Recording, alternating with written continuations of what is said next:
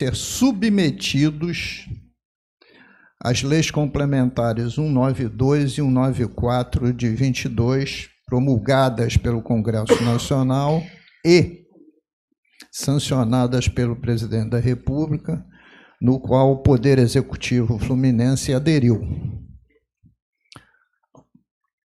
E 3 alíquotas importantíssimas foram reduzidas para 18 pontos percentuais.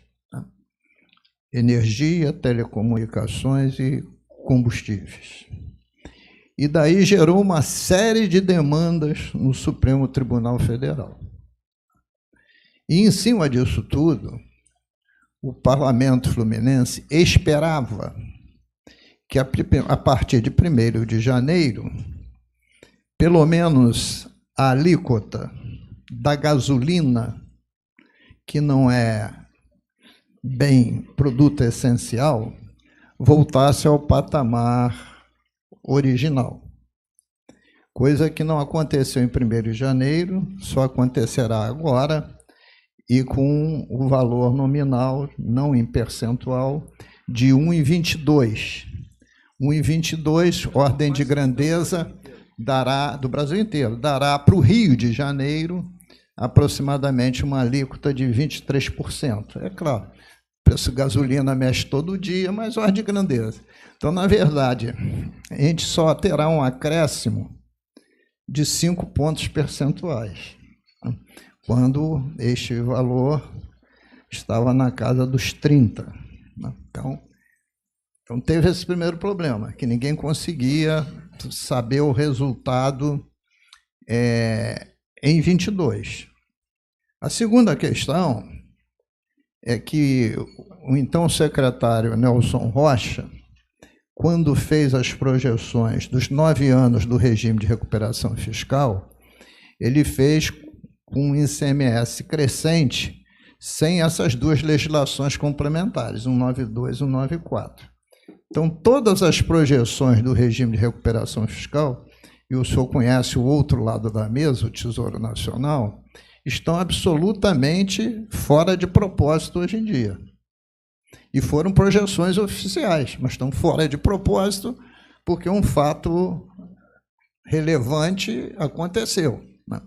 Ora, então, diante deste quadro, o orçamento de 23, e o senhor já afirmou aqui, ele vai ser contingenciado, já está sendo. Eu não tenho aqui o número de quanto já foi contingenciado até agora, mas seguramente os senhores sabem, porque o senhor acompanha, sabe quanto contingencia. E, além do mês do orçamento, vai ser remanejado, que são os 2 instrumentos da Lei 4.320/64, remanejamento e contingenciamento. Por via de consequência, o ano de 2023, e quando o senhor diz normalidade, é que há discordância, é no mínimo um ano do cinto muito apertado, porque as despesas estão correlacionadas ao 129,3. E por que estão correlacionadas ao 129,3? Porque quando chegou aos 122,7, todos os poderes procuraram o parlamento para dizer que aquela calça estava apertada demais para o corpo que eles tinham. Então, se é um ano de contingenciamento, e, grosso modo, esse contingenciamento é 6 bilhões, é um ano de cinto apertado, não é um ano de normalidade.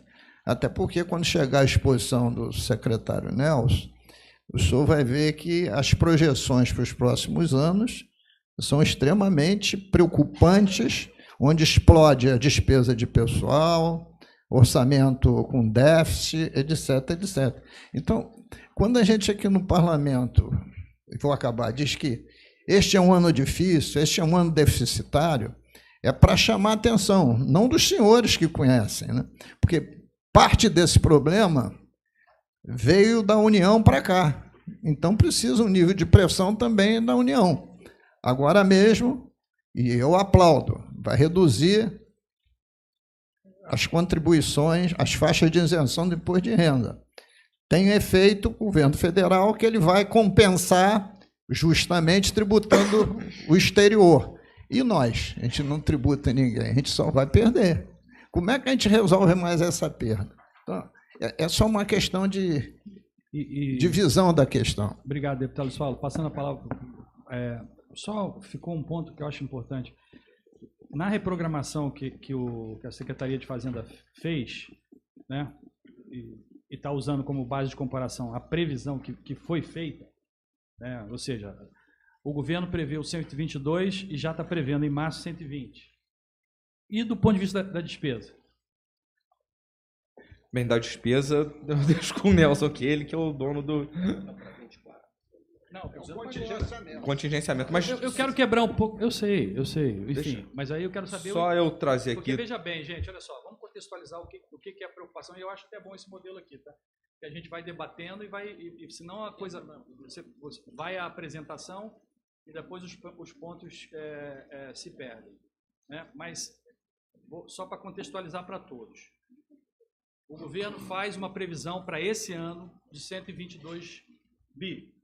A Assembleia vem aqui, ouvindo os demais poderes, leva para 129, que é a realidade do orçamento hoje, né?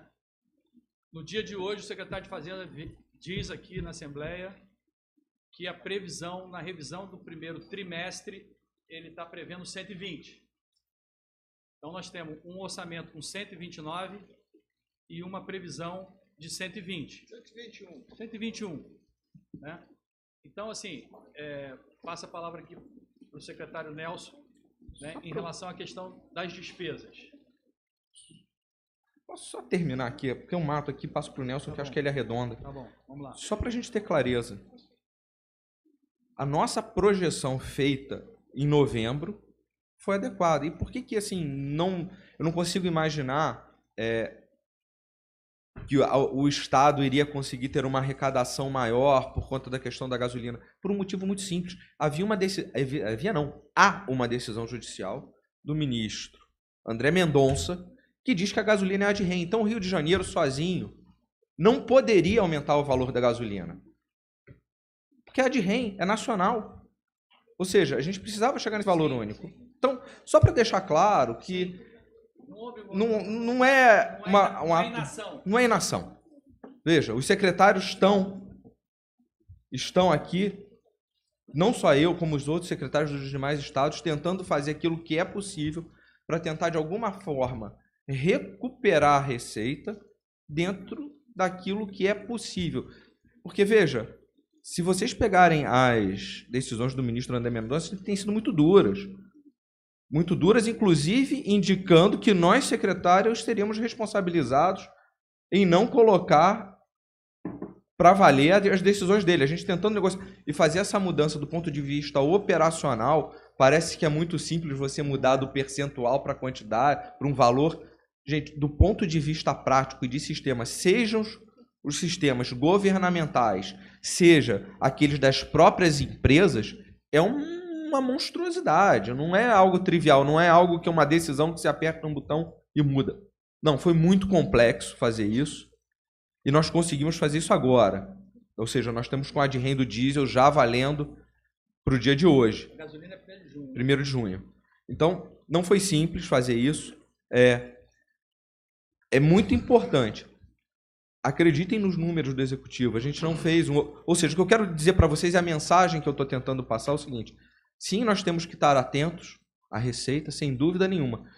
Mas eu acho que o alarme quanto a isso que a gente tem que calibrar. Veja, nós estamos falando de um orçamento de 122 bilhões de reais que foi feito em novembro. Dentro desse orçamento, era um orçamento em que nós entendíamos que não só o Estado, como os demais poderes, não só o Executivo, como os demais poderes, iriam funcionar. Nós estamos falando de um momento seguinte em que você a casa acha mais receitas e a partir daí você emenda o orçamento. Ou seja, seria um bônus, vamos colocar dessa forma, para deixar de uma forma um pouco mais coloquial. Veja, eu tenho certeza que dentro desses 6 bilhões tem ações fundamentais e importantes, sejam do poder, seja para aquelas do próprio Executivo. A gente sabe do tamanho das demandas que a nossa população tem, ninguém aqui nega isso. Mas um orçamento de 122 bilhões é um orçamento que está sendo realizado. Em alguma medida, é um orçamento que está sendo realizado. Então, eu tenho alguma tranquilidade para falar para os senhores o seguinte: o ano de 2023 não é um ano que o servidor tenha que se preocupar com atraso de salário. Não é um ano que os fornecedores tenham que se preocupar com atrasos. Ou seja, 2023 não é o ano da nossa preocupação. Nós temos sim que ter uma preocupação? Sim, em recuperar essas receitas que foram perdidas ou adaptar a nossa realidade ao novo cenário tributário. Provavelmente a gente vai chegar num meio de caminho entre essas duas coisas. Vamos trabalhar junto com a Assembleia, mas, felizmente, diferente de outros estados, nós não estamos engolindo água. Nós estamos tomando as nossas decisões com a cabeça para fora da água, que não foi o que aconteceu em 2016, não foi o que aconteceu em 2017, onde nós fomos carregados. E sim, deputado, com relação ao plano de recuperação fiscal, não só o Rio de Janeiro, eu já adianto aqui aos senhores, os 4 governadores estão conversando, estamos conversando com a União, porque é óbvio, um plano que foi feito naquele momento, com aquela realidade, a gente conseguia fazer a previsão das coisas. Ninguém esperava uma mudança na arrecadação de ICMS. Ninguém. Eu digo para os senhores, quando eu aceitei voltar para cá foi em abril. Em abril, eu não sabia que isso ia acontecer. Ninguém esperava por isso. Sabe? Foi um terremoto que aconteceu nas finanças dos estados. Efeito surpresa. É isso, mas vamos sair do outro lado. E o estado do Rio de Janeiro, senhores, essa talvez seja o que acho que talvez nós devamos observar. Nós estamos numa situação e numa condição melhor que os nossos pares. Coisa que em 2017 nós éramos a ovelha negra da federação. Hoje nós estamos tendo capacidade de sentar aqui e fazer uma discussão previamente. A nossa discussão que nós estamos fazendo aqui é de 2024. Senhores, vamos conversar. Acho que foi do orçamento de 2020 que veio com orçamento de 2021. Teve um déficit de 20 bilhões de reais. Isso reflete um amadurecimento institucional tanto do governo quanto da casa. Porque Perfeito. estão preocupados com o ano que vem. Então, assim, o que eu acho é o seguinte, dado que nós estamos tendo essa conversa aqui, isso significa que eu não tenho nenhuma dúvida, nós vamos superar isso. De repente, até agosto, a gente já encontra algumas medidas que a gente consiga superar essa questão do ano de 2024, até a gente chegar na Lua. É só isso. Eu queria colocar, e eu vou até pedir desculpa porque eu estou com esqueleto na boca, minha garganta está muito ruim, eu estou bem resfriado. Para dizer aos senhores, não é hora do alarme, é hora da gente estar alerta apenas. Isso que eu gostaria de dizer. Deixar aqui para o Nelson as considerações sobre 2023. Sinal amarelo, não sinal vermelho. Bom, terminou a sua... Claro. Então, vamos lá, Nelson. Quer se inscrever? Nelson. Bom dia. Quero saudar, no registrei, agradecer a presença da querida deputada Renata Souza. Bom dia a todas e a todos. Meu querido André Correia, vice-presidente vascaíno também, como eu. Estamos hoje um pouco sentidos com a... Que isso, rapaz? Sou tricolor. Não, o Carlos. Não, o Carlos e o Macedo, você não, pô. Eu e Carlos aqui estamos... Perdi do Ceará com reserva, mas porque estava poupando para o River hoje. Mas o tricolor também perdeu. Mas enfim, Mas foi com reserva. só para descontrair um pouco, queria cumprimentar a deputada Célia Jordão, o deputado Douglas Ruas, a deputada Renata Souza, meu querido Luiz Paulo, deputado Arthur Monteiro, enfim.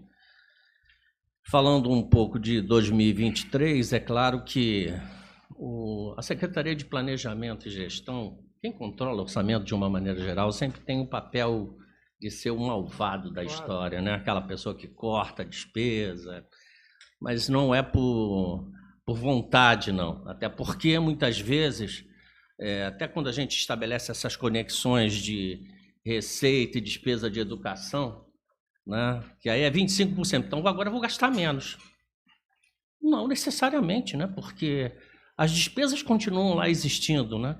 Ainda que a gente possa estabelecer essas conexões no orçamento, é sempre muito, muito difícil.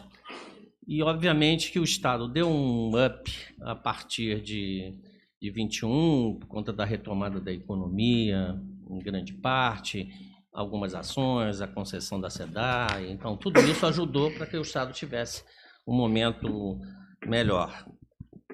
Conseguimos restabelecer alguns problemas que tivemos ao longo do tempo por conta das dificuldades lá de 17, 16, mas, de qualquer forma, a gente chegou a um teto e ninguém esperava efetivamente que nós tivéssemos a Lei Complementar 192 e a 194, que tirou os recursos do Estado.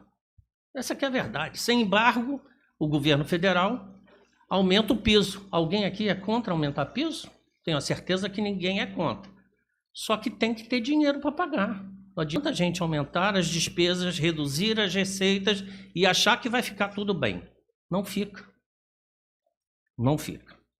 Então, é preciso que a gente construa alternativas para chegarmos lá. E aí eu costumo sempre dizer que o Estado, eu concordando integralmente com você, André, quem é o responsável por essa situação novamente de alerta, como disse o secretário Lobo aqui, essa situação de alerta que nós estamos vivenciando? Quem é? É o governo federal, que nos colocou nessa situação. Então, é forçoso que estabeleçamos uma discussão com o governo federal para a questão do regime de recuperação fiscal. Não há alternativa, porque se eles provocaram isso, é necessário que nós possamos fazer com que eles paguem a conta também disso. Ora, se você estabelece um plano que foi adotado com a base no regime, é claro, tem outras alternativas de receitas previstas lá, como o caso da CPI aqui, dos royalties, da securitização da dívida. Então, tem uma estrutura preparada para que nós nos recuperássemos. Houve mudança significativa do ponto de vista da despesa? Não. Quero dizer para todos aqui que não. A despesa vem se comportando da mesma forma. E o plano previa uma recuperação econômica a partir do investimento, inclusive investimento do próprio Estado, porque isso fazia com que nós alavancássemos a receita de arrecadação, e enquanto nós temos esse período de alavancagem, essa curva começa a crescer, o que nós trabalhamos? Trabalhamos os ativos, como eu disse aqui, seja dos royalties, seja do regime, nesse período, para que a gente possa fazer a arrecadação aumentar. O Estado do Rio de Janeiro deu uma demonstração inequívoca, e aí falando, e bem lembrado aqui pelo deputado André Correia, a questão do que aconteceu aqui em 16 e 17. Essa disputa, então o poder público do Estado do Rio de Janeiro já conseguiu reduzir, para vocês terem uma ideia, comparativamente a quando nós entregamos o regime em 21 a 2018, foi uma redução de 11,3% na despesa. Quando eu converso isso com outros pares, outros secretários de planejamento, eles acham que, como é que vocês conseguiram isso? Mas foi a duras penas, mantendo o salário em valores de 2014, que o governador conseguiu ajustar agora um pouco, mas ainda assim com dificuldade. Por quê? Porque foi se perdendo o valor de compra da moeda. Então, obviamente que nós não temos muito espaço para a redução da despesa. Agora, ainda assim, nós não podemos ficar devendo, aumentando a dívida. Então, o caminho, me parece, para que a gente tenha uma discussão nesse sentido, é a redução do pagamento do serviço da dívida. E esse problema a União enfrenta da mesma forma. Hoje, no orçamento da União, a segunda principal despesa é o serviço da dívida. Só perde para a Previdência Social. Então, o país, ou ele entra e discute de verdade como nós queremos conduzir a economia desse país e do Estado, ou nós não vamos continuar sempre empurrando com a barriga e vendo o que vem acontecendo. Então, por mais que nós contingenciemos lá, e a verdade é que muitas vezes o orçamento, como ele tem uma previsão, orçamento, ele é feito, via de regra, sempre de forma conservadora. A receita, ela tende a botar um valor menor do que é o que pode acontecer. E a despesa põe a mais do que pode acontecer. Isso é clássico, seja no poder público, seja na iniciativa privada. Por quê? Para ter a gordura, né, Carlos? Para ter a gordura, para você poder trabalhar, né, a redução da despesa e, eventualmente, o aumento da receita. Então, acredito que a gente vai recuperar um pouco a receita ao longo do tempo. Acredito que é possível se chegar ao final do ano com um orçamento, esse ano ainda, equilibrado, né? Porque a PLDO que nós mandamos para 2024, ela, como disse o deputado Luiz Paulo, ela tem uma previsão, não, foi o André que disse, de um déficit de 3,6%. Por quê? Porque as despesas aumentam mesmo a cada ano, né? E por mais que a gente não queira... o próprio crescimento vegetativo, a sociedade brasileira, a partir da Constituição de 88, começou a exigir determinados avanços sociais de direitos para a sociedade. Isso aumentou a despesa do orçamento, né? A gente tinha, no início da década de 90, a carga tributária brasileira girava entre 23% e 25% do PIB. Hoje é na faixa de 32% a 34%, dependendo do ano, dependendo do PIB, uma série de coisas. Então, nós vamos, obviamente, ter mais despesas. E como fazer com que essas despesas, como nós possamos, de alguma forma, atender às demandas sociais, né? E como eu sempre digo aqui, né, eu sempre critiquei o teto de gasto, continuo criticando, porque, na realidade... Está aí, as pessoas continuam precisando, a sociedade continua precisando de fazer de ter as suas demandas atendidas. Mas, para isso, é preciso a gente criar um mecanismo que não é aumentando a alíquota, porque também o empresariado não aguenta mais, a sociedade não aguenta mais a carga tributária que nós temos, mas, ao mesmo tempo, fazer desenvolvimento significa aumentar a arrecadação sem aumentar o preço do produto final. É nessa linha que se constrói, e a gente vem tentando. Isso não se faz da noite para o dia. Isso é um processo. Nós demos início a esse processo. Vamos, ao longo do tempo, ter percalços, como tivemos no ano de 22, com a Lei Complementar 194? Vamos. Como é que a gente se adapta? Eu já vivi experiências bem difíceis aqui no Estado, né? De ter dificuldade para pagar a folha de pagamento em outros momentos. Já fazem 20 anos, mas... Enfim, sempre se vai buscar alguma alternativa, seja do ponto de vista da receita, mas algumas despesas, e a gente tem tido esse critério, temos tentado fazer os investimentos necessários para o país retomar o seu crescimento, para o Estado do Rio de Janeiro retomar o seu crescimento e a gente aumentar a arrecadação e fazer com que o equilíbrio fiscal esteja presente. Isso não significa do ponto de vista só de caixa. Quando o secretário Leonardo Lobo fala sobre a questão de que não precisa ninguém ficar com receio de que não vai receber salário ou não vai os fornecedores terem as suas contas pagas, é porque existe responsabilidade na forma da condução, seja das despesas que são executadas, seja como nós podemos conter de alguma forma essas despesas e, ao mesmo tempo, como a gente também constrói a receita lá.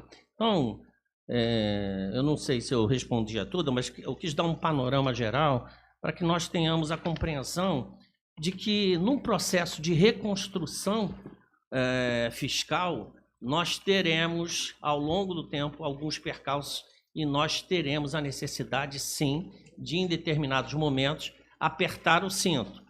Esse ano é um ano que a gente já tem que tomar todas as precauções nesse sentido. O ano que vem, mais ainda. E aí, à medida que a gente recupere a receita, não é afrouxar o cinto, né, que eu digo, né?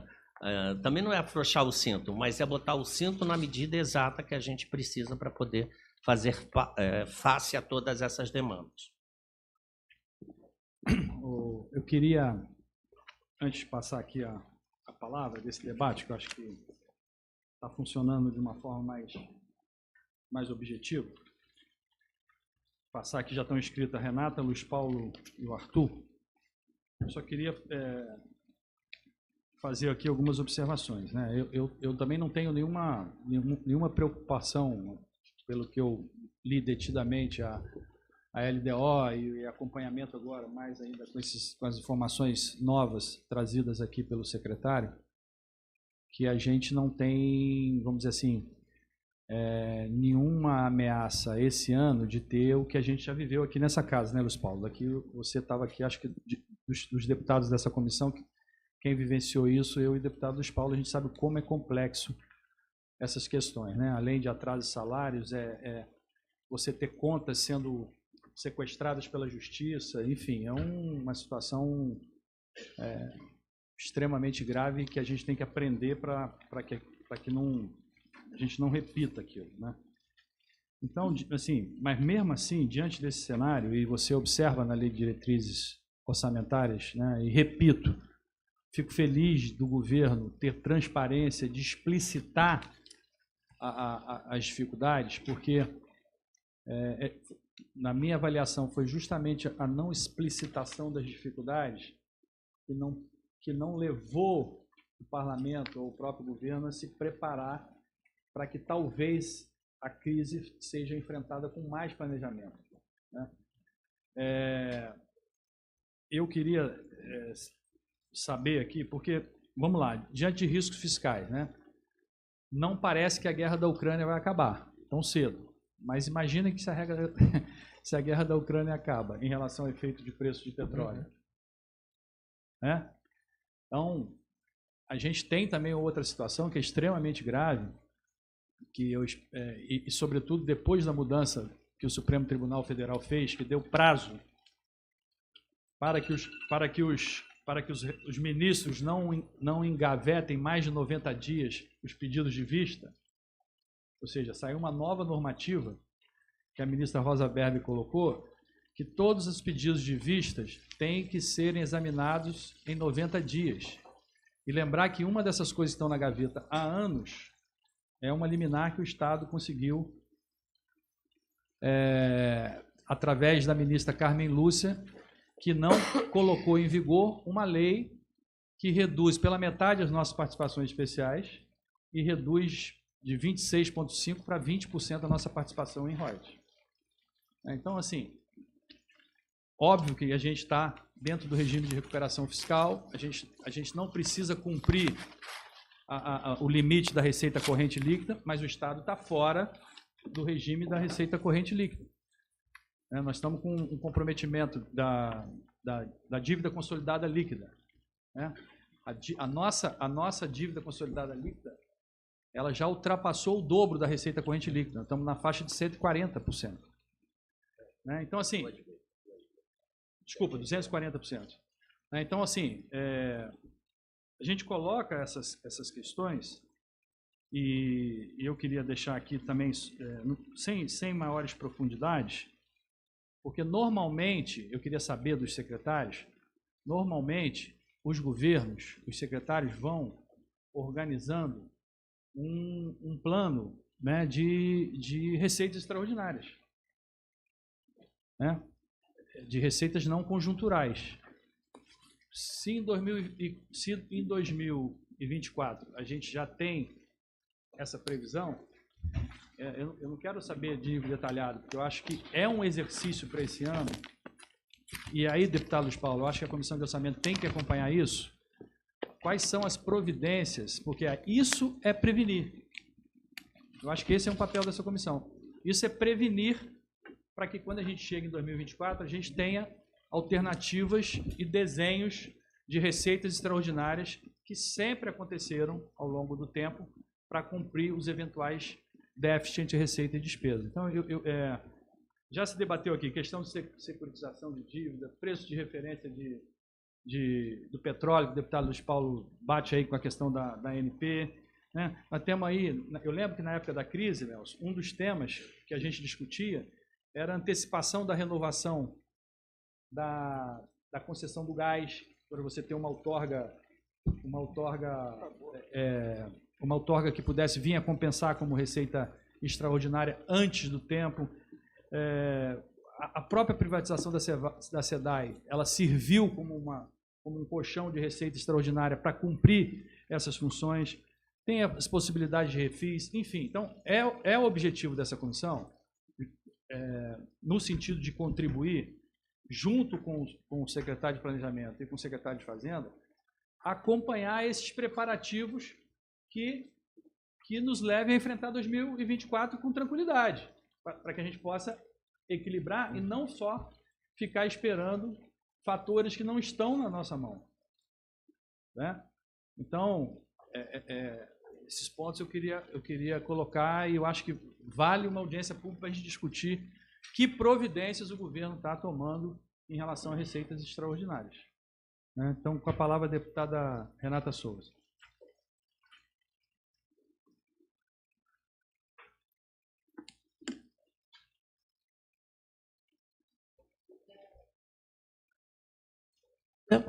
Opa. Bom dia, senhor presidente, bom dia, senhores secretários. Acho muito importante, cumprimento aí os demais deputados e deputadas que compõem esta comissão e também a assessoria. Gostaria primeiro de agradecer a disposição do governo em estar dialogando com a Assembleia Legislativa com vistas, né, já à previsão de receitas para 2024. Acho que isso também reforça o papel da Assembleia Legislativa também de prever futuros problemas, e acho que o encontro aqui teve esse caráter muito expositivo da situação, do problema atual, e acho isso salutar, mas eu não posso deixar de me apegar a uma fala do secretário Leonardo Lobo, que também trouxe as questões relacionadas a esse ano ainda, né, de execução orçamentária daquilo que está previsto. E como ontem foi o dia 1º de maio, dia dos trabalhadores e das trabalhadoras, nosso maior ativo, né, em termos de pensar quem são aquelas pessoas que constroem a riqueza do nosso país e do nosso Estado, e quero aqui deixar o meu abraço às trabalhadoras e os trabalhadores também, né, porque infelizmente a gente não tem tanto a comemorar, mas a gente está aí num momento de reconstrução, a gente espera que estejamos todos juntos nesse mesmo desafio de produzir emprego e renda e garantir que os nossos trabalhadores e as nossas trabalhadoras tenham dignidade na sua função. Então, eu fiquei satisfeita com a fala do secretário Leonardo Lobo com relação a esse ano, né? Que não será um problema este ano e que estamos em condições melhores do que em anos anteriores. Com essa fala, eu indagaria aos secretários se o governo tem a previsão de quando será realizado o pagamento da segunda parcela da recomposição salarial dos servidores, né? Acho que essa não é qualquer pergunta diante se estamos com uma previsão positiva desse ano. A gente precisa lembrar que são 6,5% que deverão ser pagos ainda em fevereiro. Então, essa é uma preocupação pertinente, né? E queremos também saber se o governo implementará ainda este ano o piso nacional do magistério. Apesar do governo federal ter aumentado o piso dos professores para R$ 4.420,55 no início do ano, os profissionais de educação no Rio de Janeiro hoje recebem um dos piores salários do país. E, segundo o Sindicato Estadual dos Profissionais de Educação, cerca de R$ 2.000 de salário base. Então, essa é uma pergunta que fica para os nossos secretários.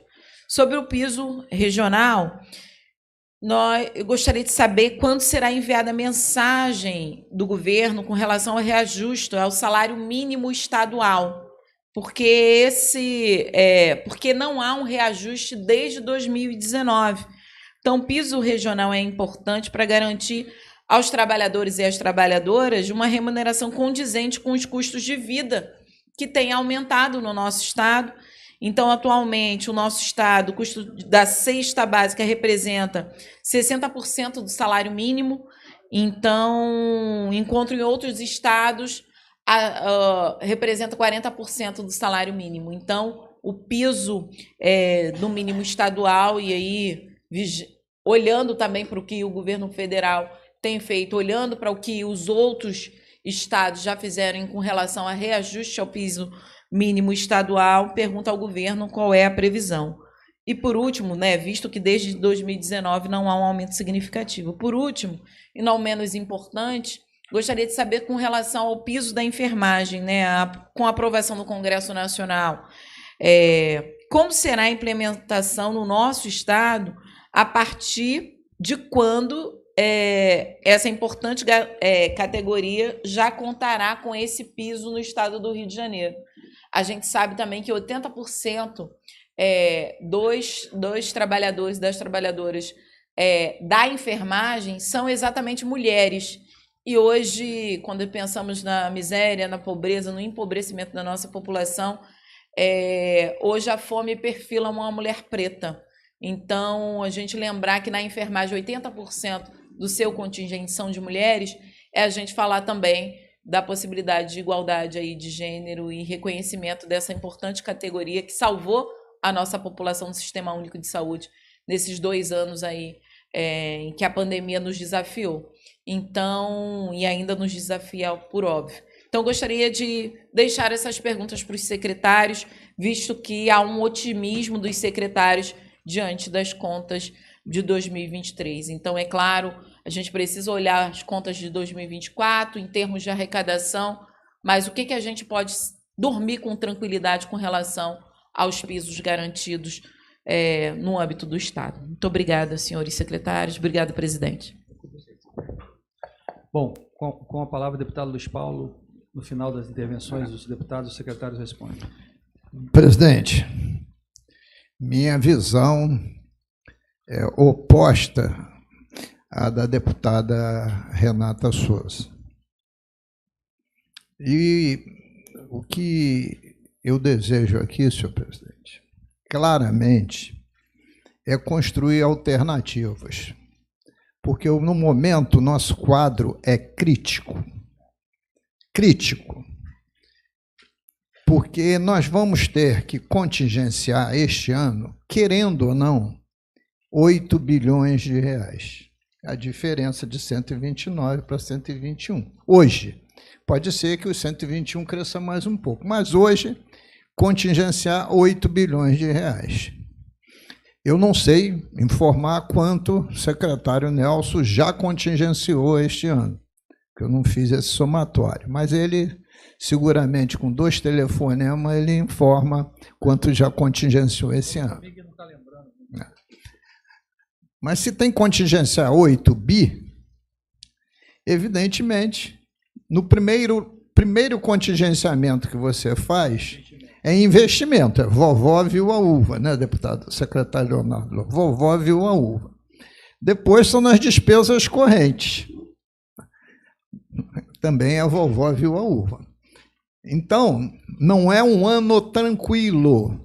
A gente pode estar tranquilo, como disse o secretário Leonardo Lobo, que não haverá atraso de pagamento. Sim.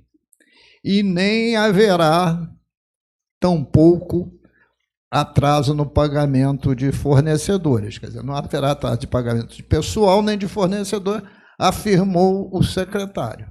Sim. Mas se tem um contingenciamento de 8, há uma demanda imensa reprimida de situações que não poderão ser atendidas. E se a gente examina, e aí eu queria parabenizar, secretários, eu gostei da análise da PLDO de 24, porque eu acho que está mais profunda, está mais detalhada e realista, mostrando um triênio de grandes dificuldades, onde a gente chega a ter, como bem ressaltou deputado André Correia, a despesa maior que a receita. Se despesa é maior que a receita, o quadro futuro é um quadro profundamente preocupante. Não é de 20 bilhões, né, mas é, para começar, de 3 bilhões. Bom, e concordo, secretário Nelson Rocha, que o principal responsável por tudo isso foi o governo federal. E o parlamento fluminense, né, tem 70 deputados e que verifica-se que os 70 têm anseio que o governo, para bem da população fluminense, dê certo. Eu, particularmente, já falei isso aqui, eu defendo as receitas com unhas e dentes, porque sem receita eu não posso lutar, como a deputada Renata Souza colocou aqui, né, pelos pisos mínimos, pela reposição salarial do funcionalismo, por novos concursos públicos. Eu dependo de receita. E também as LDOs dos triênios mostram o quê? Que a despesa de pessoal está acima dos 60% da receita corrente líquida. Está, aliás, em 70% na média dos 3 anos. Então, é um diagnóstico duro. Diante desse diagnóstico duro, qual é a minha ansiedade de parte desse parlamento? Construir alternativas. E vou me situar nessas alternativas. 4 alternativas me parece evidente. E eu acho que essas 4 alternativas, o parlamento pode somar forças com o executivo. Primeiro, que já nasceu desde a CPI do petróleo, é a revisão dos preços de referência de petróleo, que a agência reguladora, a ANP, já desde o governo anterior, mas também adentrando por este governo, não faz audiência pública para fazer essa revisão. Porra. É um problema do governo passado e do governo presente. E o maior produtor de petróleo e gás do Brasil é o estado do Rio de Janeiro. Então, prejudica a arrecadação de royalties, participação especial e de todos os outros municípios, deputado Ruas. Então, esse é o primeiro ponto. Ora, o que justifica a Agência Nacional de Petróleo já ter adiado essa audiência pública 3 vezes? Nada. Só tem uma justificativa. Rebentar o Estado e os municípios para proteger a Petrobras. Pô. Só tem uma justificativa. E as outras? Nós, no parlamento, podemos dizer isso. Talvez os senhores no executivo não possam. Essa é a primeira, usando o seu termo, a primeira construção de alternativa. A segunda, é claro que precisa um convênio com o FAS, mas nós precisamos fazer um novo refis. Porque se a gente analisar a LDO, secretário Nelson Rocha, só de dívidas atrasadas de juros e multas e parcelamento, são 8 bilhões de UFIR. 8 bilhões de UFIR. O número são dos senhores. Multiplicado por uma UFIR de 4,33, são 32 bilhões de reais. Se 20% disso entrar nos cofres públicos, é uma efeméride. Então, essa é a segunda alternativa. Tanto é que o último PEP Refis foi um sucesso. Né? Foi menor que esse, mas foi um sucesso. A terceira questão está ligada. Por que essas dívidas administrativas não são pagas? Porque depois pode virar dívida ativa. E está muito cômodo para todos se inscrever na dívida ativa. Em média, a dívida ativa arrecada é 550 milhões por ano, pode chegar a 600, 500, mas a média é essa, de uma dívida ativa de 100 bi, dos quais a Petrobras é a maior devedora com 12 bilhões e depois é a Refit, que lá está escrito Manguinhos é Refit, com 6 bilhões. Isto entra ano, sai ano, é a mesma coisa. Então, está claro que o Poder Executivo aí é uma decisão do Poder Executivo. Precisa mandar para casa um projeto de lei do devedor, definindo o que é devedor quanto mais. Porque senão a gente não resolve isso, com toda boa vontade. Olha, nós fizemos na CPI, verificamos, a Petrobras classifica a dívida dela em 3 fases. Está lá escrito na CPI. Uma das dívidas que ela tem certeza que vai ganhar. Outras é que ela tem dúvida. E as outras é que ela vai perder. As que ela vai perder, que ela tem certeza, ela negocia. As que ela não tem certeza que vai ganhar, ela vai para a justiça. E acaba inscrevendo em dívida ativa. Então, por que o Poder Executivo não manda esse projeto de lei? A gente tem projeto de lei desse tema aqui na casa, já antigo, 2 ou 3, mas não tem uma redação para garantir uma luta judicial robusta.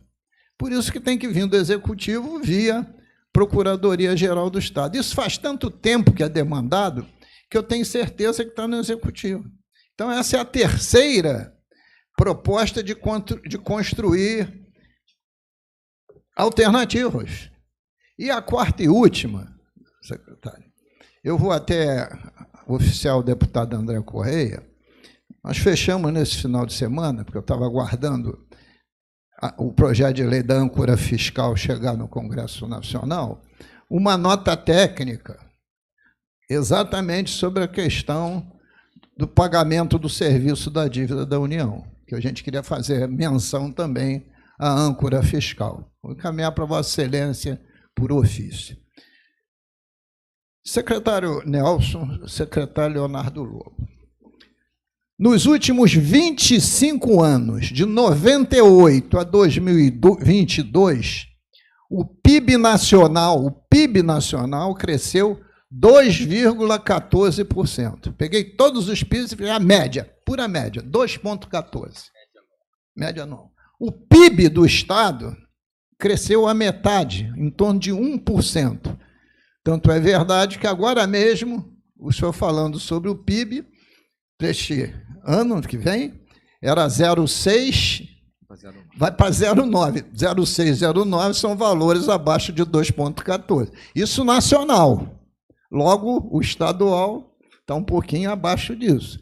O seu documento, que o senhor encaminhou para a Fazenda, não nesse período de 25 anos,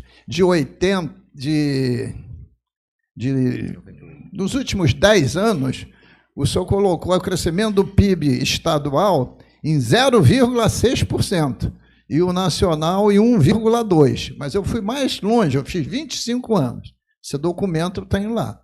Ora... Você não falou do Estado quanto? O Estado é 50% do nacional, ar de grandeza. Se ele cresceu em 25 anos, 2,14%, o estadual cresceu 1%.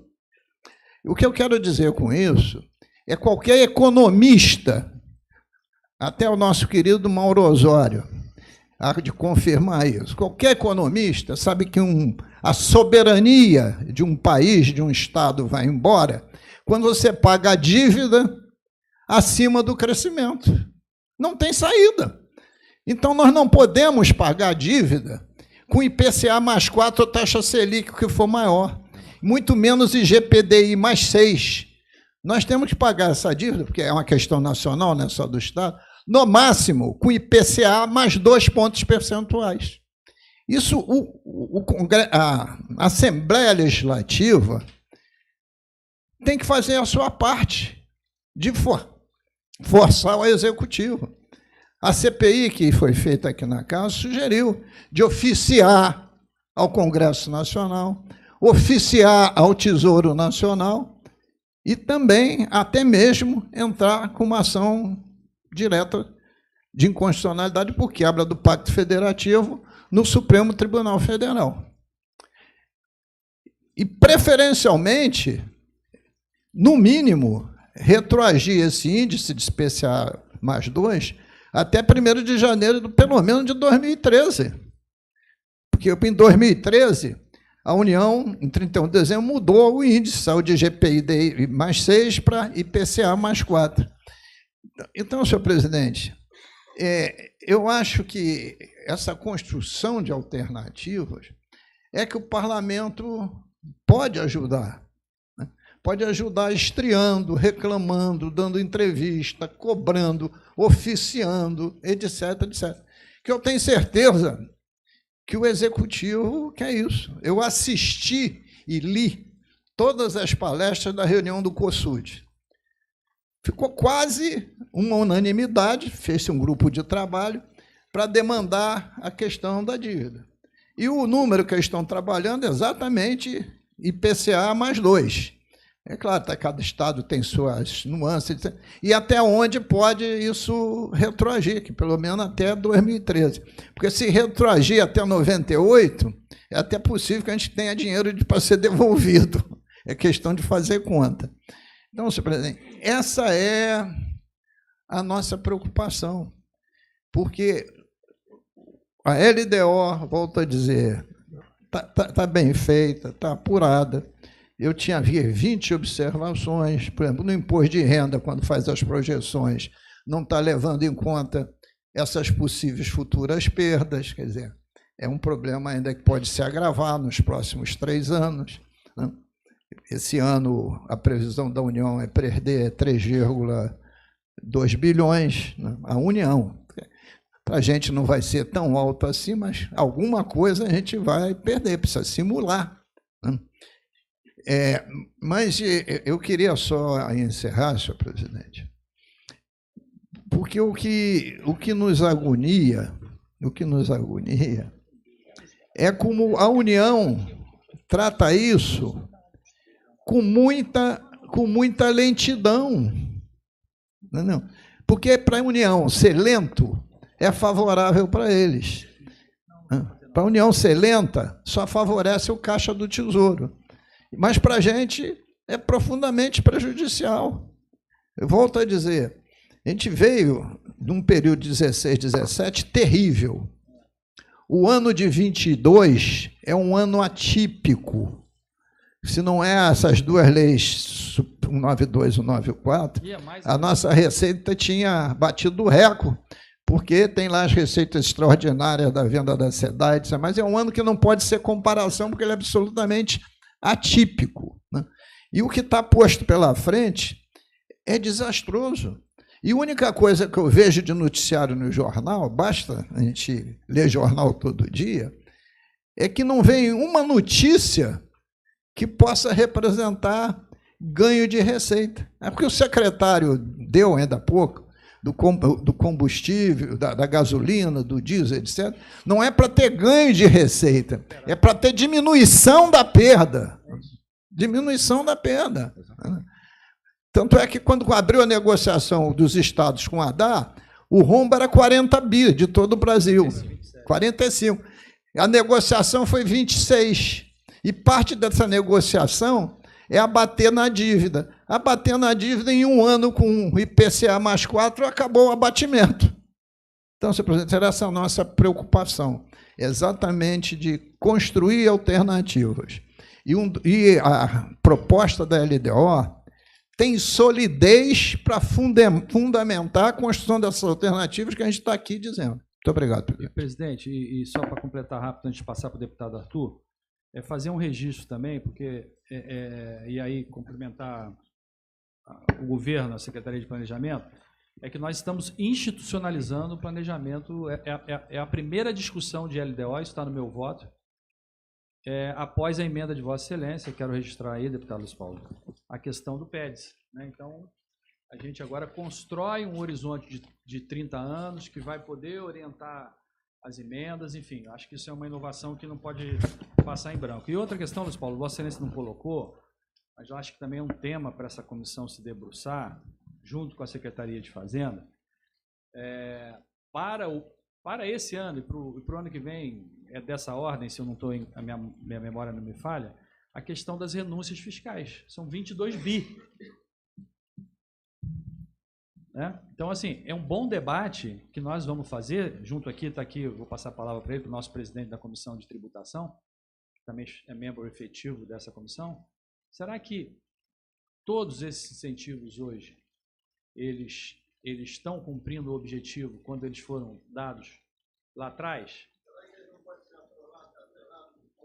Né? Então, eu acho que essa é também uma discussão dentro das alternativas, que é o que a União está tentando fazer. Na União são 300 bi ou 400 bi. Então, assim, é esse o espírito, entendeu, secretário?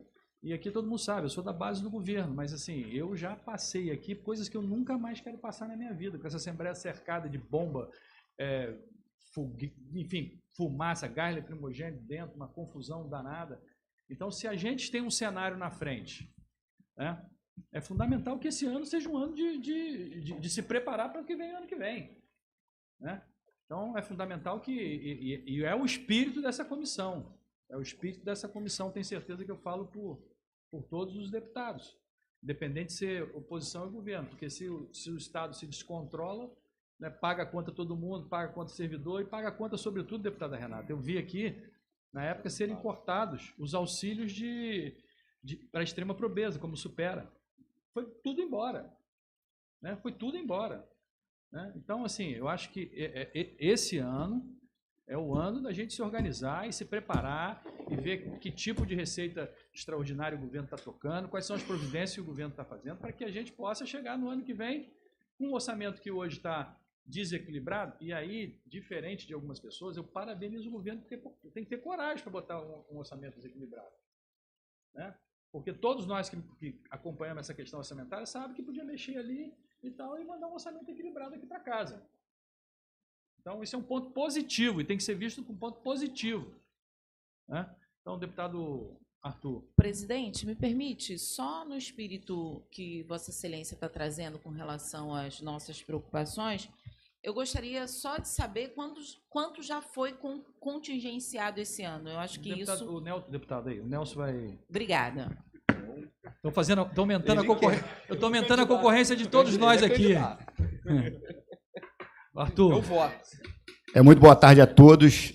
Agradecer a presença do secretário de Fazenda, doutor Leonardo Lobo, secretário Nelson Rocha, nosso presidente André Correia. Eu estava escutando aqui, e um dos pontos, o presidente, essa questão, eu estava olhando o projeto da LDO, e no regime de recuperação fiscal, ela tem uma obrigatoriedade, uma revisão integral dos incentivos fiscais, para ver quais incentivos eles estão sendo efetivos, quais incentivos o presidente André Correia traz realmente benefícios para o Estado e para a população fluminense.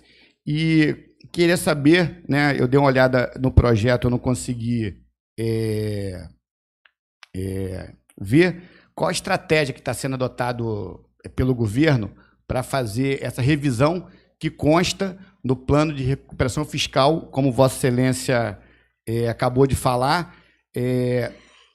A gente vai ter que ter, eu tenho certeza que a Secretaria de Fazenda e a de Planejamento tem esse know-how de, se não conseguir receitas novas, diminuir o gasto público. E isso aí é um ponto muito importante. Eu queria ter a mesma expectativa do nosso presidente André Correia, mas eu torço que a guerra da Ucrânia ela acabe, né? E ela acabando, normalmente o barril do petróleo ele vai diminuir o valor, né? Vai diminuir a arrecadação. Então, isso é um cenário que está posto no mercado mundial. A OPEP também está cortando a produção de petróleo, mas nós sabemos que são medidas sazonais que normalmente o que os analistas estão olhando para um futuro é o barril de petróleo mais baixo, então a gente vai trabalhar com uma arrecadação menor. Esse ponto também é muito importante. A Secretaria de Planejamento e a Secretaria de Fazenda ter um olhar muito criterioso, porque o que se avizinha é um barril de petróleo mais baixo. Outro ponto fundamental que o deputado Luiz Paulo colocou muito bem, o secretário Nelson Rocha também, tem que, de alguma forma, sensibilizar o governo federal. Esse serviço da dívida quando foi pactuado num cenário diferente, né? Hoje, o estado do Rio de Janeiro, e quando o presidente André Correia ele coloca isso, ele coloca muito assertivo, o governo está de parabéns de mandar um orçamento dentro da realidade, que não é equilibrado. Isso mandando aqui para casa para encontrar alternativas que possam equilibrar esse orçamento. E olhando a LDO também, a título de informação, a Lei 8986 de 2020 estabelece que, em 31 de julho de 2024, vai extinguir as atuações da OAS na saúde, né? Como é que o governo está se preparando para isso, né? Como é que vai absorver? A gente sabe que não existe hoje uma rúbrica específica na saúde para a atuação das OAS. A gente não consegue saber quanto que uma unidade da saúde ela teve o gasto, né? Essa lei de 2020 estabelece que em 31 de julho de 2024 as OAS não vão ter mais atuação na área de saúde. Como é que o governo está trabalhando com esse cenário e o que está sendo feito para fazer essa transição, né? Isso é um ponto que eu julgo muito importante e venho dar os parabéns ao secretário de Fazenda, o secretário de Planejamento Nelson Rocha, por vir aqui debater nessa audiência pública na Alerj aqui, a LDO, e como o presidente André Correia falou, é um tema muito importante que todos os deputados, né, que seja governista ou não, conheçam o assunto, né, e que daqui a pouco a gente vai ter que se debruçar sobre isso. E um ponto também, aí uma questão de dúvida, no anexo das metas fiscais, a receita total da LDO de 2024, ela é 89.343.439. Ela é diferente da tabela 1. Eu queria saber se foi retirado a receita intraorçamentária. Se quiser, depois eu posso... É uma pergunta um pouco mais... Eu não tenho detalhe aqui, mas a gente pode ver. Não foi a receita intraorçamentária, ela faz parte, mas eu não sei exatamente, tem que ver o que aconteceu, mas, enfim, porque em princípio ele é todo... O sistema acaba jogando de um para o outro. Pode ser que tenha acontecido algum problema. Porque na LDO de 2023, a receita total era igual à receita líquida. E na de 2024, não. É só título de esclarecimento, né? A gente vê depois. Depois. Deve ter tirado as transferências aos municípios. Pode ser. Deputado Douglas e, para encerrar, a deputada Célia. É para os secretários responderem. Desculpa, irmão. Você é o vice-presidente. Bom, presidente, primeiro dizer que faço das suas as minhas palavras, parabenizando os secretários e o governador Cláudio Castro pela transparência, trazendo essa casa para o debate de um problema que a gente tem previsto para o futuro, para que a gente possa, de imediato, tomar as medidas necessárias e buscar as soluções. Eu acho que esse é um consenso aqui na fala de todos os parlamentares, que essa casa e essa comissão sob a presidência do deputado André Correia quer ser uma parceira do governo para que a gente possa discutir e encontrar as soluções para o problema que os senhores secretários já estão vislumbrando no futuro. E dizer que a gente vai ter um desafio muito grande, o governo do Estado, porque a gente sabe que o governo federal, infelizmente, de um tempo para cá, só vem, na verdade, atrapalhando e colocando dificuldades aos estados e municípios. Pode citar aqui o exemplo do ano passado, a gente fala muito na valorização dos profissionais, e é importante, principalmente a questão do magistério, deputada Renata.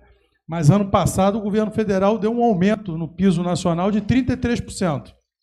E logo depois veio com a lei complementar 192 e 194, reduzindo significativamente as receitas do ICMS, que compõem o Fundeb. Então existe uma grande contradição nas ações do governo federal, e quem vem pagando a conta são os estados e municípios. Posso citar o exemplo aqui da cidade de São Gonçalo, por exemplo, que perdeu por mês 4 milhões de receita do Fundeb. e não tem nenhuma outra receita extraordinária que vá suprir essa perda. Então, de fato, o governo do Estado tem que ser muito criativo para buscar soluções, e a gente sabe que muito disso vai passar pela repactuação do regime de recuperação fiscal, e nós aqui, deputados estaduais, não temos força direta para tratar desse assunto, mas sempre que temos a oportunidade, recentemente eu tive a oportunidade de dar uma entrevista para a Globo News e falei da urgência que é esse assunto. O governador Cláudio Castro já teve, junto com os secretários, lá com o ministro Haddad, colocando a nossa perda na ordem de 5 bilhões de reais, e que, de fato, se você assume um compromisso num cenário e depois essa realidade muda, é necessário sentar à mesa novamente e fazer uma repactuação para que o governo do Estado possa, de fato, ter tranquilidade para trabalhar, entregar aquilo que a população espera, que é um serviço público de qualidade, mas, como o deputado Luiz Paulo falou, como fazê-lo sem as receitas. Então, quero me colocar à disposição aqui, junto com o presidente André, para que a gente possa trabalhar na comissão, junto ao governo do Estado, junto aos secretários, para que a gente possa buscar as soluções para esses problemas que a gente pode ter no próximo ano aí.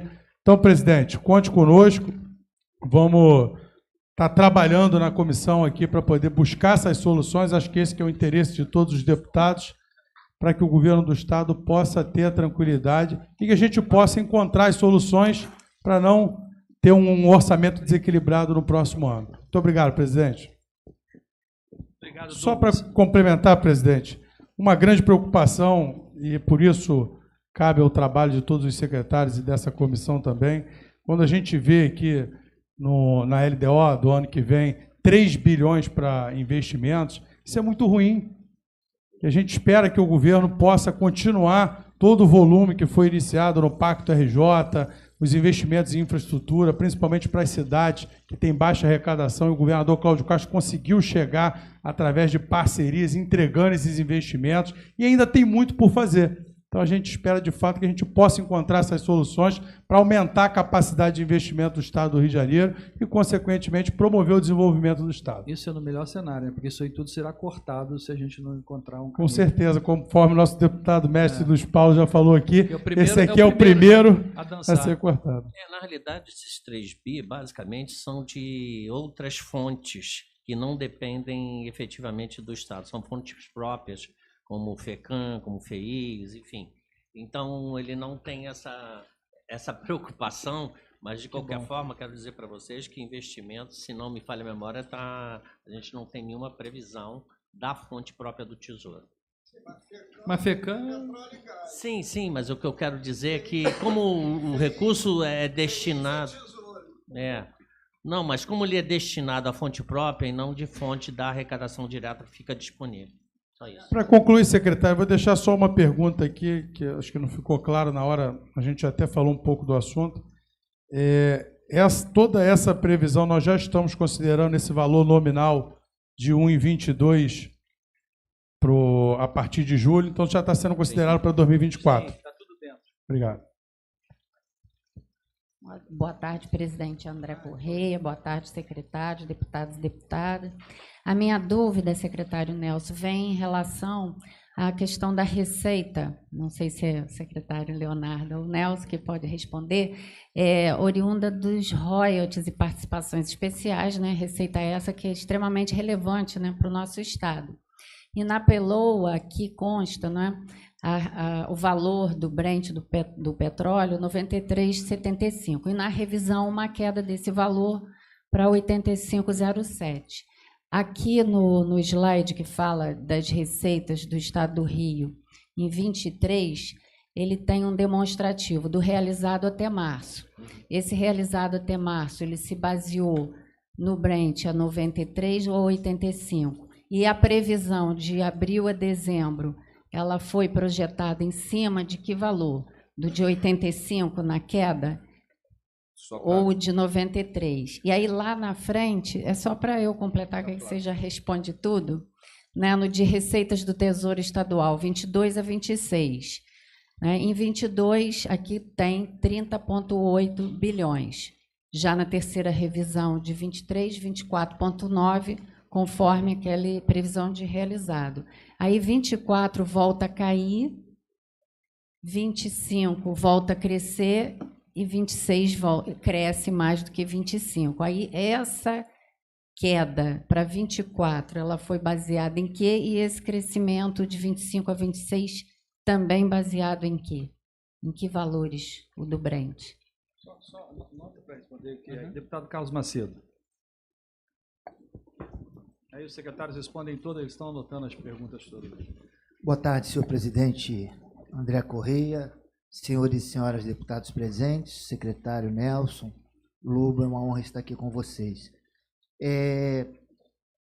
Eu entendo que, de certa forma, o questionamento que foi feito pela nobre deputada Renata Souza tem a ver com o que nós tratamos aqui na última audiência pública em conjunta, né, justamente com a comissão presidida pelo nosso querido Arthur Monteiro, em que se foi apresentado o plano de desenvolvimento estratégico do Estado, e ali estava contemplado economia verde, o combate à fome, o combate à pobreza extrema e, consequentemente, projeções e trabalho de uma equipe multidisciplinar que foi montada para que isso possa acontecer de forma efetiva para os próximos 30 anos do nosso Estado, tá? E, então, só um apontamento, deputada Renata, do que se tratou aqui nessa audiência pública conjunta, que eu acho que contemplava também não somente a questão do trabalhador, o servidor público, seja da educação, da saúde, visão geral, inclusive a sociedade civil, né? O desenvolvimento, as frentes de trabalho. Bom, a gente sabe que o ambiente para produção, para empreendedorismo, para produção de frentes de trabalho, depende de uma confiança, de uma segurança jurídica, e quem dá isso é o poder público, quem dá isso é a classe política, e quero parabenizar aqui o Poder Executivo do Estado, através dos seus secretariados, das suas pastas, que vem apresentando uma responsabilidade e transparência. E o deputado André Correia, presidente dessa comissão, fez uma provocação muito interessante, duas coisas.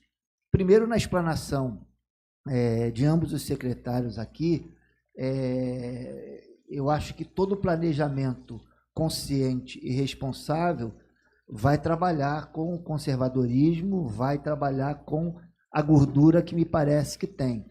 Mas, de cara, o presidente desta comissão fez uma provocação importante, que é da gente começar a examinar as novas fontes de receitas, ou seja, a previsão de receitas extraordinárias, tá?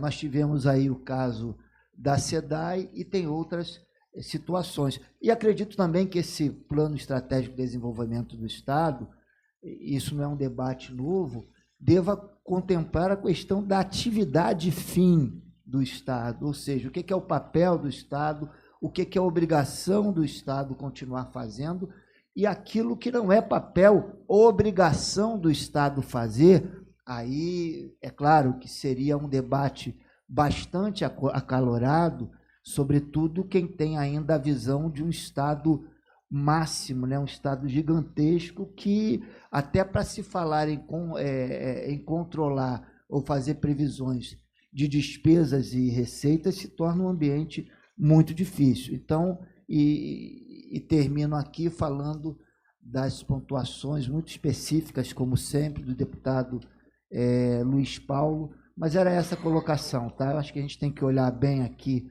para a questão da previsão de novas receitas e fazer uma autocrítica, mais uma vez, da atividade, ou seja, da atividade fim do Estado, da sua responsabilidade, da sua obrigação. Obrigado, presidente. Obrigado, Carlos. Só lembrando aos membros da comissão que a gente vai emendar aqui numa outra reunião para que a gente possa votar o parecer prévio da LDO. Tá? Presidente, eu esqueci de uma outra observação de providência, Bem curtinho. é por favor. curtinha mesmo, é que está previsto na LDO receitas do Fundo Estadual de Combate à Pobreza para 24, 25, 26. O Fundo Estadual de Combate à Pobreza se extingue em 31 de dezembro deste ano. Então é necessário que o governo, em tempo hábil, mande uma nova mensagem, porque senão aí é fatal. Ótimo, bem lembrado, deputado Luiz Paulo. Então, deputado... Rapaz. Secretário Nelson, para responder as perguntas dos deputados, fazer suas considerações finais e Nelson encerra já a sua participação com essas considerações. Depois, secretário Lobo, a gente encerra e de imediato abre para votação do meu parecer em relação à LDO. Eu notei aqui, primeiro começar pela deputada Renata Souza. Eu não sei exatamente, mas a segunda parcela, na realidade, que você está se referindo é a de 2024, que tinha previsão ou não? Os 6,5%. Não, é porque, na realidade, só para a gente relembrar, a lei é autorizativa, o Estado deu 5,9% do que era a sua capacidade nesse ano, não é? 5,9% para cobrir 2022. Ficou devendo os 6,5% das 3 parcelas. Não, aqui não existia previsão. É só para vocês entenderem, inclusive na PLDO de 2024, a gente não prevê reajuste exatamente por conta da dificuldade que o Estado está enfrentando. Não adianta a gente... Eu gostaria, e acho justo, né, por convicção pessoal, que tivesse para a recomposição sempre, mas nós não temos... em função da perda da receita que o Estado teve por conta da lei complementar 194 em nível federal, acabou afetando diretamente a capacidade do Estado. Então, nós já fizemos esse ano 5,9, que era próximo dos 6 que nós tínhamos. O salário base... Te interromper só para dar mais uma informação a deputado sobre esse mesmo assunto. São duas informações, deputados, que eu queria te dar. Eu até dei uma olhada aqui antes. A RGA de 2022, o único estado que já deu RGA foi o estado do Rio de Janeiro. Deu logo em janeiro, tá certo? Acho que é um compromisso que o governador tinha com o servidor público, que ele manteve, mesmo nesse cenário. A senhora disse que eu falei otimista. Não, também não falei um cenário pessimista, o meu cenário é do meio. Eu estou bem no meio desse cenário. Então, o que eu coloquei aqui? Nós estamos num cenário que a gente olha para frente e tem que tomar medidas agora, e é isso que foi muito bem compreendido aqui. Nós vamos ter que vir aqui à LERJ diversas vezes, conversar para que mais à frente nós tenhamos um cenário melhor. O cenário não é otimista. O que eu disse é esse ano, não quero preocupar e não quero que os servidores vivam o que eles viveram. Então, assim, não tem alarme de... É isso. A segunda coisa é que a lei, ela autoriza com uma condição. Condições que não foram atendidas porque a nossa receita não cresceu, porque o governo federal cortou o nosso ICMS. Mas ainda, o novo governo, na hora de negociar isso, também está longe de ter sido generoso. Ao contrário. Nossa perda foi de 45, deu 27, parcelado. Então, veja, e por um ano. Então, meu ponto é o seguinte, a gente faz aquilo que é possível. Eu conto com a LERJ para a gente conseguir fazer isso, porque essa luta é uma luta do governo. Você pode ter certeza que o governador, o presidente, o deputado Luiz Paulo, todo mundo quer fazer essa recomposição. Todos nós desejamos isso. Mas nós temos que fazer isso de maneira que, daqui a alguns anos, a gente tenha certeza que esse servidor continue recebendo no segundo dia útil do mês. Alguns vão de se lembrar aqui, eu me lembro disso de 17, de longe olhando, que não se pagava aposentado. Quem não lembra disso? Então, assim, acho que o nosso Estado é um Estado que aprendeu de uma maneira muito dura o que é ser irresponsável. Então, assim, vamos trabalhar para buscar isso? Vamos trabalhar duramente. Duramente, a senhora pode ter certeza. E eu tenho certeza que seus colegas farão o mesmo. Mas agora não é possível. E nós fomos, só lembrando, o único. Eu dei uma olhada aqui, 17 estados se manifestaram, a maioria não vai dar, alguns poucos talvez deem mais para o final do ano. O estado do Rio de Janeiro já deu. Já deu. É bom a gente sublinhar isso para o servidor público fluminense saber do compromisso que o governo tem com ele. Só complementando, deputada, a questão dos pisos, acho que é uma discussão também com o governo federal, que é o que eu tinha falado inicialmente, se reduziu a receita e aumentou a despesa. É impossível de conviver com uma situação dessa. Então, como isso pode ser recomposto com a perda do Fundeb? E aí eu não estou falando de governo do Estado só, não. Os municípios, de uma maneira geral, têm convivido com esse problema.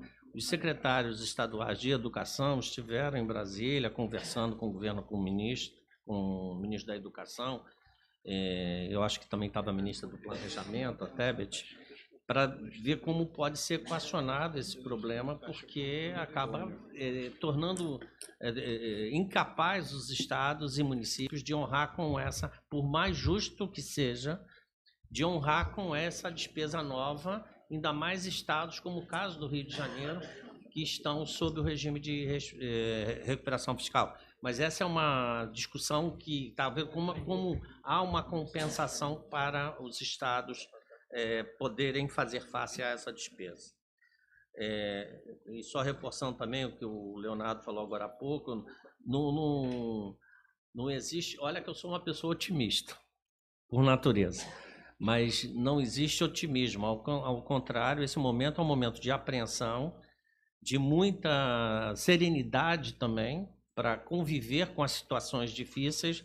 Não adianta a gente se desesperar, não é desespero, né? Porque se eu considerar riscos fiscais para efeito até da LDO, todas as ações que são movidas contra o Estado, a gente é melhor fechar a porta e ir embora, porque acabam tendo muitas ações e nem todas elas acabam tendo êxito. Então, o que a gente precisa é a serenidade para ver como construímos e fazemos. Primeiro, face ao pagamento dos servidores. Isso é a prioridade das prioridades. Depois, o funcionamento da máquina. Depois, investimentos. Essa é a regra. E não é uma regra nova, é uma regra de todos os governos para que a gente possa prestar o serviço público. Deputado Luiz Paulo, eu acho que não tinha quase nada para mim aqui, acho que tudo do Lobo aqui, revisão dos preços do petróleo, que é a audiência, o refis, devedor quanto mais, serviço da dívida, que acho que foi só uma abordagem que a gente concorda, e é verdade, na realidade, que o PIB estadual e o PED se propõe a exatamente um pouco disso, que tem a ver também com o que o deputado André Correia colocou, sobre as renúncias fiscais, né? Os incentivos fiscais que são dados, e o grande objetivo, apesar de ter até 2032, por conta da legislação nacional, que acaba com os incentivos de uma maneira geral, para evitar a guerra fiscal, nós também aqui estamos dando a direção, porque o incentivo ele não é só no tributo, tem outros tipos de incentivos que podem ser dados, e como nós podemos fazer isso a partir do PED, com os complexos econômicos, como falou aqui o deputado Carlos Macedo. Secretário, só porque o senhor não falou sobre um mínimo estadual e nem o valor de quanto já foi contingenciado já este ano, por favor.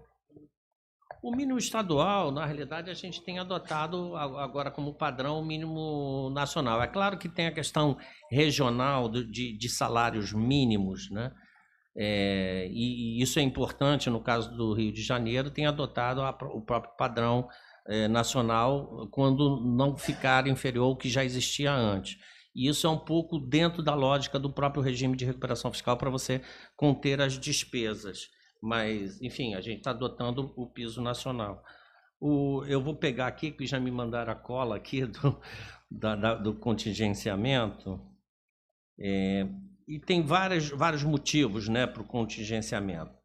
Porque o contingenciamento, parte dele é por conta do teto de gastos, que, embora todos aqui sabem que eu sou contrário, mas ele está em vigor, e nós temos, só de contingenciamento do teto, são 5 bi, né?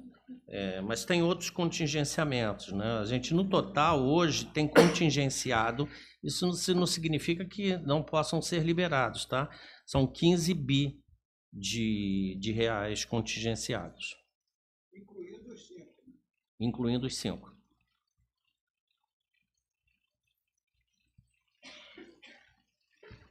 Bom, deputado Arthur Monteiro, acho que tem mais a ver com...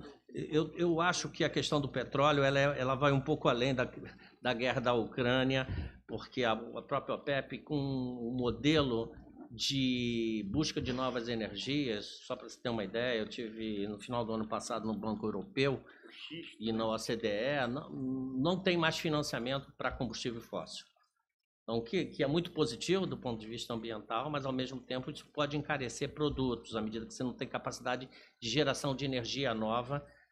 Tem uma gerente de sustentabilidade que faz muita palestra comigo da Petrobras, a Viviane, que ela diz sempre que, na realidade, o problema não são as companhias de petróleo, o problema é a sociedade, que demanda cada dia mais energia. Ora, se demanda energia e você não tem ainda em quantidade suficiente energia para suprir a sociedade, acaba-se tendo energia fóssil, né, de combustível fóssil. Então, em função disso e e aí sem a OPEP utilizando com a redução da produção, pode se manter. Existiram expectativas aí no ano passado de chegar a $200.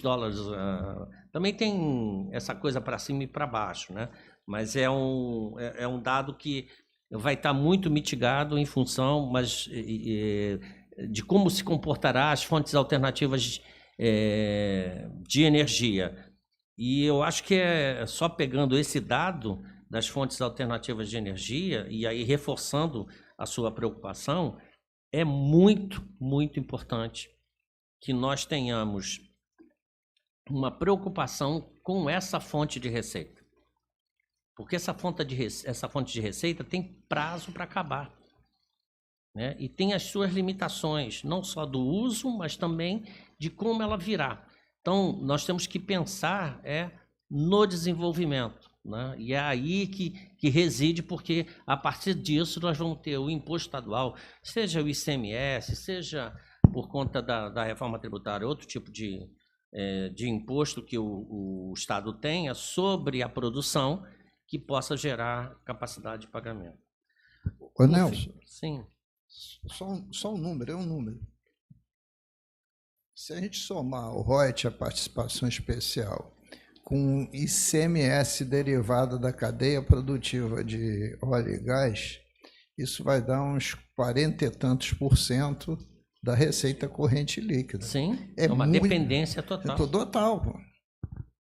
E a gente vai perder muito isso ao longo do tempo por conta dessa mudança, desses paradigmas, né, da economia mundial, que é o que nós denominamos de macro tendências globais e fatores portadores de futuro, né? E, por fim, a questão de julho de 24 é uma conta que se precisa fazer. Tem outras que também a gente precisa fazer, né, como, por exemplo, que é um dado que vem se acumulando há décadas e a gente não percebe, mas nós temos a quantidade de servidores hoje com capacidade de se aposentar é muito grande, e você, para recontratar, significa um custo adicional. As pessoas permanecem por conta do abono permanente, isso gera um custo adicional muito, muito grande. É um problema, um risco fiscal gravíssimo, que a gente tem que se precaver isso. E a OS, na realidade, tem a ver com isso, né? Porque à medida que você acaba com a OS, você deixa de ter aquele custo de fornecedor, mas tem um custo na contratação. E por isso o complexo econômico industrial da saúde, ele é muito, muito importante, porque ele é capaz, é o único setor do mundo capaz de gerar emprego, mesmo com o avanço tecnológico. Então, nós temos um aumento e, consequentemente, no caso estatal também, do Estado do Rio de Janeiro, nós teremos a necessidade de contratação de muita gente. Era isso, acho que o resto é com Lobo, para você encerrar. Bem, deixa eu ser bem direto. Nós mandamos, se eu não me engano, na sexta-feira ou na quinta-feira aqui para casa, um ofício que nós explicamos, nós peticionamos com a PGE, na ANP, pedindo para que essa audiência pública ela não seja cancelada. E na nossa petição nós fomos muito claros. A primeira vez em que houve essa questão do preço referência, Estado do Rio já perdeu alguns bilhões. Nós fizemos essa conta está na nota técnica, está aqui também no pedido. Eu acho que precisamos aqui do apoio dos deputados. Já conversei com a deputada Célia, a gente esteve junto, conversei com ela sobre isso, pedindo apoio. Eu também estava junto com ela, o marido dela, o prefeito de Angra dos Reis, pedindo apoio dos prefeitos. Todos os prefeitos recebem royalties de participação especial, que junto, se a gente não estiver junto, é complicado. A Petrobras é uma empresa que tem uma receita maior, muito maior que a do Estado. Então, assim, não estamos disputando com uma empresa qualquer. Estamos falando de uma empresa que é do tamanho de um país. Então, nessa disputa, geralmente o Estado é o mais forte. Nessa disputa, isso não é verdade. Deputada, com relação ao valor do petróleo, como é que funciona? O royalty que a gente recebe, ele tem um atraso em relação ao preço de 2 meses. Por exemplo, se nós recebemos os royalties desse mês, o preço que vai estar marcado é o preço de 2 meses atrás. Então, assim, toda a nossa projeção também é feita já sabendo dessa regra de negócio do pagamento de royalties. Onde é que nós tiramos a projeção?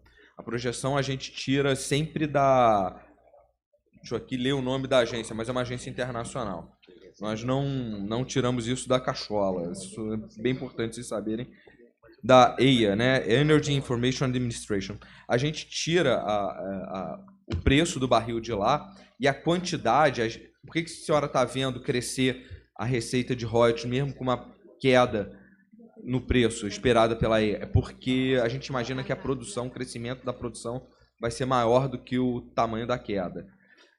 As nossas projeções de royalties de participação especial, pelo que nós temos, nós conversamos bastante com os agentes privados.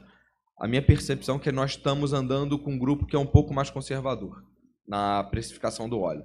Tem gente que acredita que vai aumentar, mas nós estamos trabalhando com aqueles que estão imaginando que o preço do petróleo vai ficar estável e vai cair de maneira estável. É essa a projeção que nós estamos trabalhando e que está alinhada, pelo menos, com a maioria dos grandes bancos internacionais. A gente conversa com eles. De fato, na semana passada nós tivemos, acho que com Morgan Stanley. Assim, sempre estamos com esses pesos pesados conversando sobre petróleo. Então, nesse sentido, e para o deputado aqui, por final, para o deputado Arthur Monteiro, deixa eu conversar aqui um pouco sobre benefício fiscal. Benefício fiscal acho que é um tema que eu digo que eu sou um desapaixonado. Eu não acho que é a salvação, eu não acho que é um inferno. Eu acho que a gente tem que ter número para falar sobre esse tema. Também. Então, veja, eu tento tratar esse tema desapaixonadamente. Uma das coisas que nós estamos fazendo aqui é contratar a FIP, que fez um trabalho brilhante no Paraná para falar sobre substituição tributária, porque eu não quero fazer nenhuma discussão sem ter dados, sem ser analítico, não dá.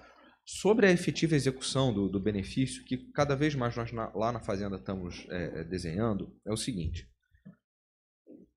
A fiscalização se ele gerou emprego, se ele construiu a fábrica, não é uma fiscalização fazendária tipicamente.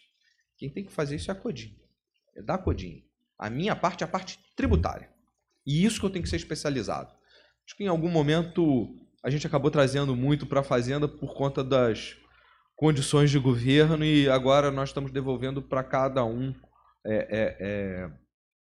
a sua devida função. E não só isso, nós criamos uma subsecretaria de política tributária. Qual que é o racional?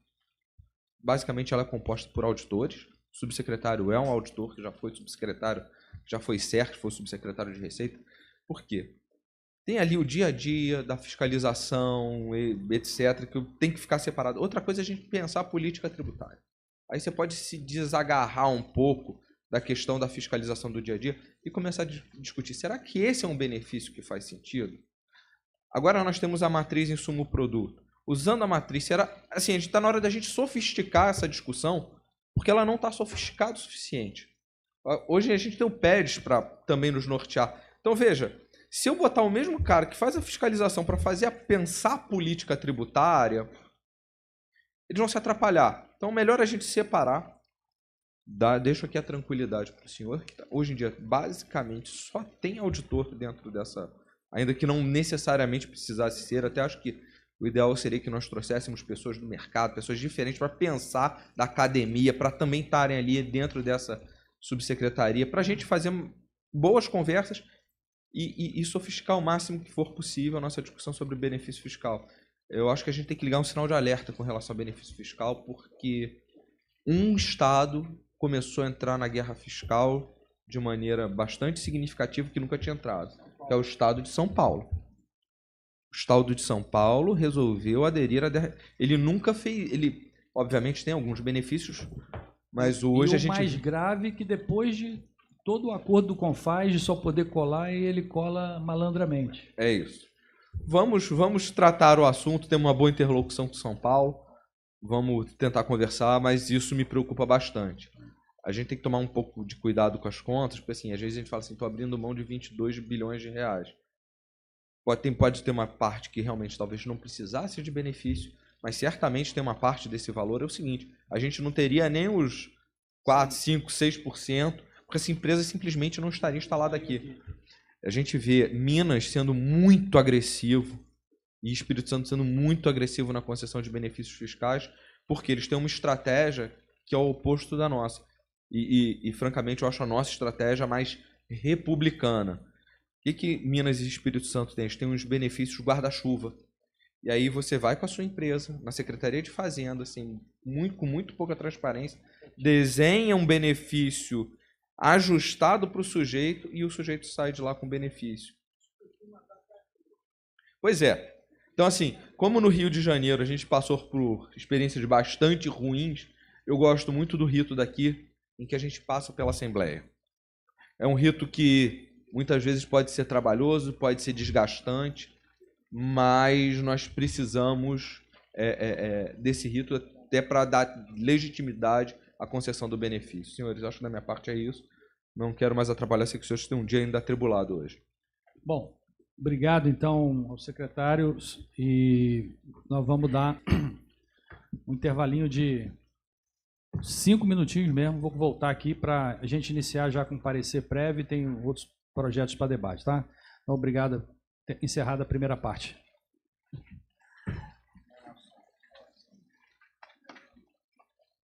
Obrigado. Eu guardo lá.